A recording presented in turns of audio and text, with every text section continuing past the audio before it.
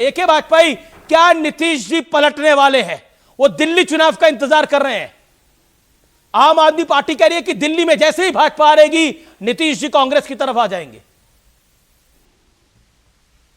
देखिए, ये तो राजद वाले लोग चर्चाओं को गर्म कर रहे हैं, लेकिन हकीकत में ये है कि एनडीए तो इंटैक्ट है।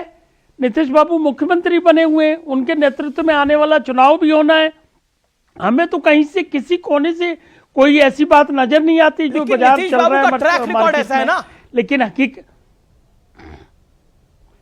ट्रैक रिकॉर्ड देखिए, परिस्थितियों में क्या हुआ क्या नहीं हुआ, आप भविष्य की बात करेंगे, पास्ट की बात नहीं करेंगे। वो हर अभी साल बाकायदा उनकी पार्टी के नया जैसे ही साल जैसे ही कैलेंडर पलटा वैसे लगा नीतीश जी भी पलट जाएंगे, वैसे ही ऑफर आ गया लालू जी का।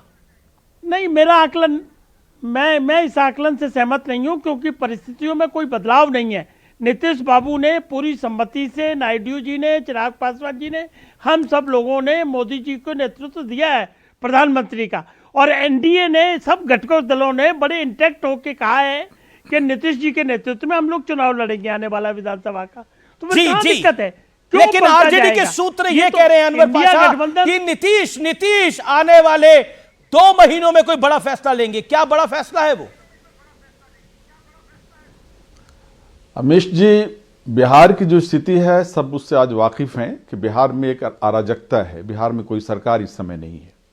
कोई सरकार बिहार में सड़कों पर छात्र पीटे जा रहे हैं, उन पर लाठियां चलाई जा रही हैं, युवाओं को रोजगार नहीं मिल रहा है। 20 वर्षों की सरकार जो बिहार में रही है एनडीए की, नीतीश जी की और बीजेपी की, उस सरकार से लोग उब चुके हैं, निराश हो चुके हैं। बिहार में एक तब्दीली चाहते हैं, एक परिवर्तन चाहते हैं। नीतीश जी थक भी चुके हैं और उनको कैप्टिव बना लिया है भाजपा ने, और कोई फैसला वो करने की नहीं, आपने बहुत बड़ी बात बोली। आपने बोला नीतीश जी थक चुके हैं, बीजेपी ने कैप्टिव बना लिया है, तो इन थके हुए नीतीश जी को ऑफर दे रहे हैं लालू जी। देखिए, आपने, मीडिया ने सवाल किया तो लालू जी ने यह कहा कि हमारे दरवाजे खुले हुए हैं नीतीश जी के लिए। और नीतीश जी सिर्फ नहीं, नीतीश जी के साथ जो जेडीयू है उसके जो मेंबर हैं, आज जेडीयू दो हिस्सों में बढ़ चुका है।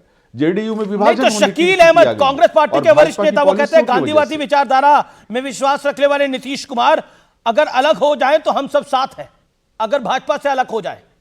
ये सिर्फ नीतीश कुमार जी ही नहीं, जेडीयू में खुद अंदर एक तरह से एक दुविधा की स्थिति बनी हुई है।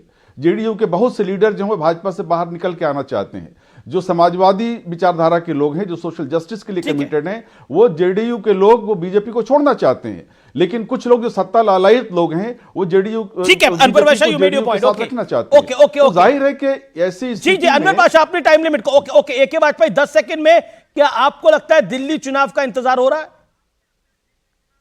10 सेकंड।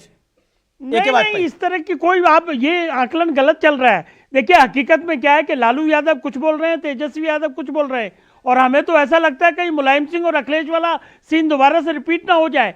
वो उनका अपना घर संभालिए ना, एनडीए को कहां आप बीच में ला रहे हैं? एनडीए का मामला बिल्कुल आप बड़ा कह रहे हैं कि हर तरीके से इंटैक्ट है। अखिलेश जी और मुलायम सिंह यादव वाला दौर, यानी मनमुटाव परिवार के अंदर, आप कह रहे हैं? जी बिल्कुल, यही हकीकत लग रही है। ओके अनवर पाशा, क्या राजद के अंदर 2 फाड़ है? मैं फिर बीजेपी पर आता हूं। तो क्या राजद में 2 फाड़ है? एनडीए इंटैक्ट है, और अभी ललन सिंह ने कुछ देर पहले मीडिया को बोला है कि कोई सवाल ही नहीं है, मोदी जी हमारे नेता है।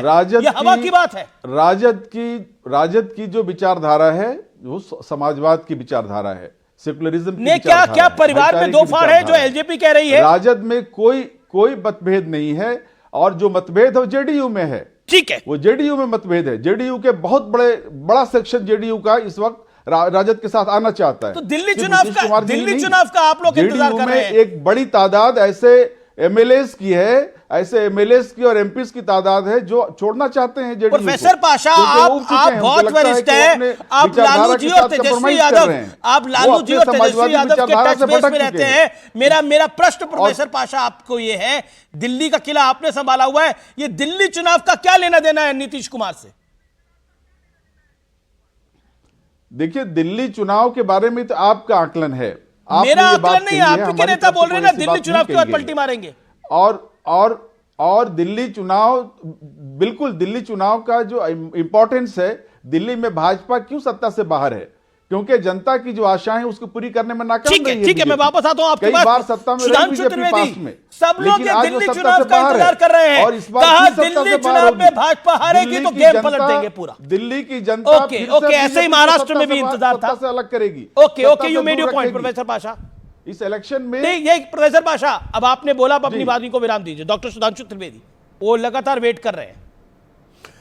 देखिए, लोकसभा चुनाव के बाद से अब तक तमाम ये जो हसरतें, रंगीन हसरतें दिल में समाये बैठे थे हमारे इंडी गठबंधन के तमाम सहयोगी, वो हरियाणा से लेके महाराष्ट्र तक, उसको जनता ने हकीकत दिखा दिया। मगर मैं अमीश जी कहना चाहूँगा, लालू प्रसाद यादव जी बहुत परिपक्व नेता हैं, बहुत वरिष्ठ नेता हैं।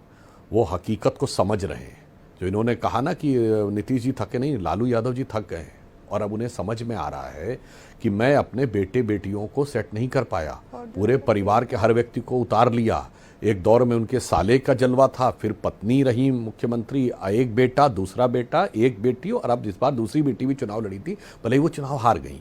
तो मतलब कुल मिला के उन्हें समझ में आया 20 साल से सत्ता नहीं आई है, और अब हरियाणा और महाराष्ट्र ने साफ दिखा दिया है कि पूरी तरीके से इंडी गठबंधन का लिफाफा फट चुका है। इवन जिन राज्यों को हम ये देखें कि कश्मीर और झारखंड, जहां एनडीए की सरकार नहीं बनी, वहां भी कांग्रेस पूरी तरीके से निष्प्रभावी साबित हुई है। कांग्रेस अब भार होने लगी है।